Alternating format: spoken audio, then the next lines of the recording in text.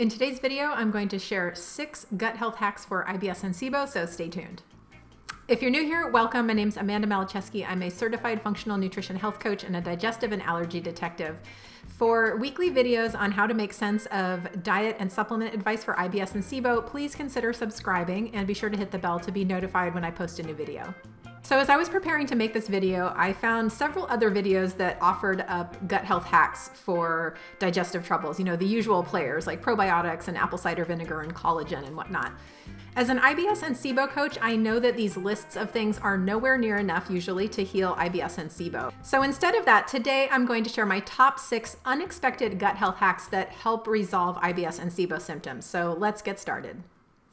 Hack number 1 is focusing on supporting your underlying natural good digestive function instead of rote lists of stuff.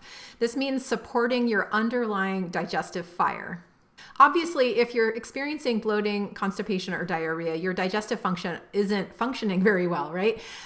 This means paying attention to the most basic digestive function supports first. And this actually starts with having the right low stress mindset when you sit down to eat your food. Good digestive function actually starts by feeling enthusiastic and excited about the food that you're going to eat. And approaching your table with these emotions and sensations actually supports your natural secretion of your digestive juices like saliva, stomach acid, bile, and digestive enzymes. And then further, an even better way to encourage good digestive function while you're eating is to focus your attention on really chewing and experiencing and enjoying your food while you're eating it. Your meals are really your nutrient refueling stops for the day, and because of this, you really should be treating your meals like a spa visit. Eating should be delicious, delectable, fun, and pleasurable. You can also support your digestive function with the basic digestive support supplements like digestive enzymes and probiotics and stomach acid support. But again, make sure that you're focusing on supporting good, normal, natural digestive function rather than doing all the things. Hack number 2 follows up right on the heels of hack number 1, which is to start meditating. I resisted this step for years because I really couldn't figure out how to work it into my life. But the truth is that focusing on this deep kind of relaxation and stress relief practice really strongly encourages your good digestive function because it's putting your nervous system into the rest and digest state and helping it get out of the fight or flight state. The fight or flight nervous system state actually means that your digestive system is literally slowing down or stopping because when you're in a stressed out state, your body diverts resources from your digestion and sends it all to your muscles so that you can run away from a threat.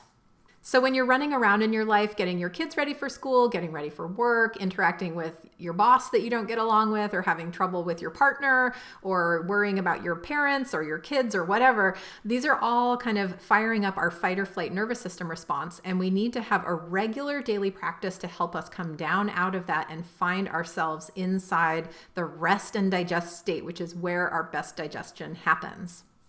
So getting in touch with a daily deep sense of relaxation can really work wonders for your digestion. And I found that my students that really put this into practice see almost life-changing results. We're often surprised at just how much of a difference this can make for people, but it really and truly does. My favorite meditation tool is called Equisync. It's a downloadable series of brain balancing meditations, and I will leave a link for those below this video so you can go check those out.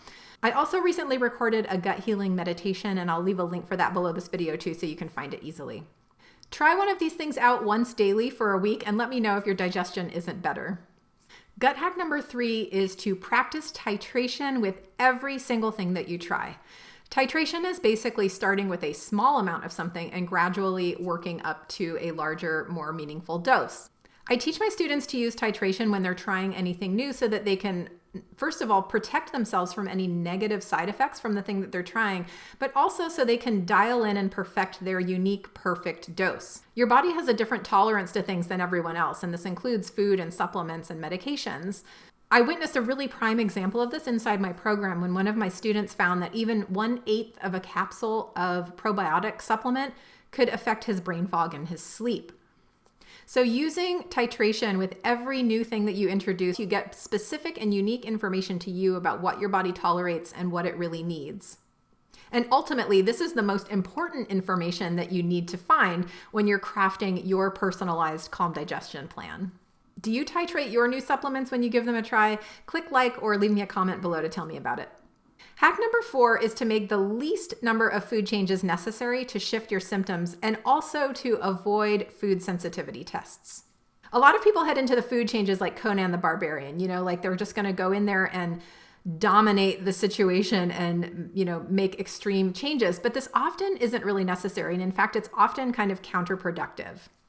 Food is often an important mediator of your symptoms, and therefore it's worth exploring what you can do with your diet to minimize your symptoms. For example, if you haven't made any dietary changes yet and you're kind of eating just a standard diet, it's maybe more simple to just focus on removing the big 3, gluten, dairy, and sugar first, just for a couple weeks to see whether you need to go deeper with that experiment.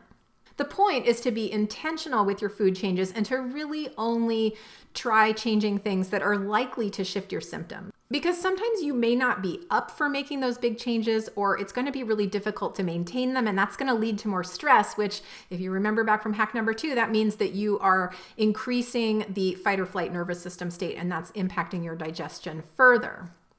Sometimes a slower pace of changes with just 1 or 2 things changing at a time is much more sustainable, gives you really important information, and it's just overall more doable for you.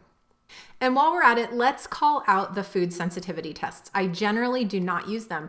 A lot of people come in saying, I got to figure out what I'm allergic to. I want to do this food sensitivity test. But the food sensitivity tests usually are only testing for one type of immune response, the IgG antibody response. And there are lots and lots of different ways that you can respond to foods. And this test only looks at one of them out of maybe like 5 or 6 or 7. And the other reason is that they often pop up with lots and lots of foods that are showing a reaction, but this often leads people to feel anxiety and feel despair about what am I going to do or what am I going to eat? How am I possibly going to work with this list of foods that I'm not supposed to eat? Really, the gold standard for figuring out what foods you're reacting to is the process of doing food eliminations with targeted reintroductions afterwards to check and see if your body's actually producing noticeable symptoms from foods. This process gives you much more accurate and specific information for your unique body.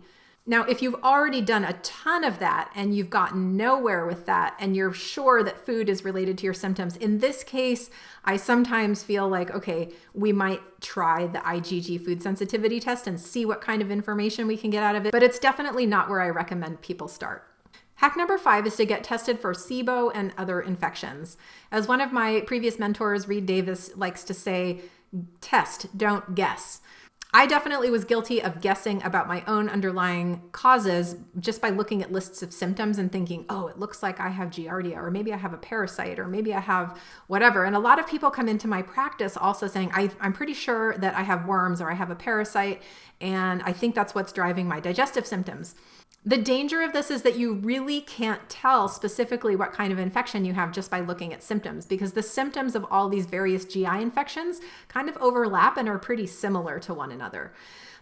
On the other hand, it's really important to know specifically what kind of infections you're dealing with so you can make an appropriate plan to deal with them, because they're all handled in different ways. So once I finally ran a stool test on myself after all of this personalized self-diagnosing, I discovered that I did have a parasite called Blastocystis hominis. And once I had that information, I was able to create a plan to deal with that. And I have successfully eradicated it. And then recent research from Dr. Pimentel, who's the main SIBO researcher out there, has discovered that approximately 60% of IBS cases are caused by either SIBO or intestinal methanogen overgrowth. And then the remainder of those cases are often caused by other types of underlying infections that can be living in the large intestine.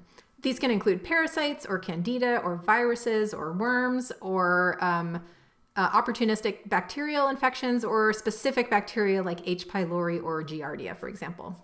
I've recently found both H. pylori and Giardia on a GI map test for one of my clients, which was pretty interesting. And they definitely had symptoms that sort of matched up with that, but unless we had run the test, we wouldn't have known specifically what they were dealing with. So especially if you've already exhausted all the conventional assessments and testing and have kind of come up empty-handed for your chronic bloating, constipation, or diarrhea, I highly encourage you to check out getting tested for SIBO and running a stool test with a GI map or something similar. Because these tests can reveal key hidden underlying stressors that might be aggravating your symptoms and making it really impossible to heal.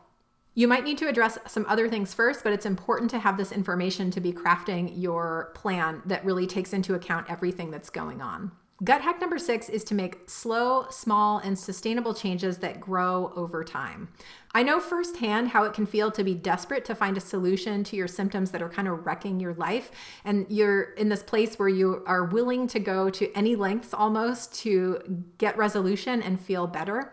But what I've found over and over again with my clients is that we have to prioritize making sustainable changes that are doable over making changes that are just overwhelming or too much all at once. The clients that have the most success make small changes, incremental changes, and then they build on them and grow them over time.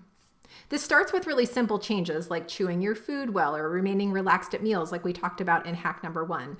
When we're talking about food changes, again, it may mean just making small changes, a few things at a time to see if you can shift the situation with just incremental changes.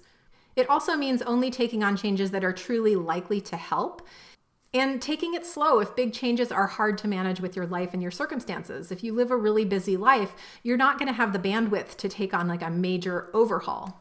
It means adding supplements slowly one by one and assessing their impact on you before committing to using them long term. And most of all, it means creating daily routines that support your digestion in your life. For me personally, one of the things that I do every single day that I use to support my digestion is I take a daily walk. It's short. It only takes 15 minutes or so. But early on in my health journey, I discovered that if I skipped that, my constipation was worse. That daily walk really made a difference. At this point, it's woven intricately into my daily life. My dog loves to go on this walk and begs for it every morning, so he doesn't let me get out of it. If you can't maintain something, it's not going to be able to help you, even if it's the right thing. So again, you want to focus on things that you can actually manage and build from there. Are you needing more help figuring out how to manage your IBS or SIBO symptoms? Doors are currently open for the Calm Digestion Method program, and I want to invite you to book a free 45-minute discovery call to learn how I can help you go from food anxiety and supplement confusion to a confident plan for calm digestion. You can book that call by going to confluencenutrition.com/contact, and I will be leaving a link for that below this video. I look forward to helping you identify your personal underlying causes of your IBS symptoms and creating a plan to help resolve them. If you like this video, please click like and consider subscribing, and also consider sending it on to someone else you know who might need help with these same issues. Also, check out these other videos that might help you with your IBS or SIBO symptoms, and I look forward to seeing you another time. Take care.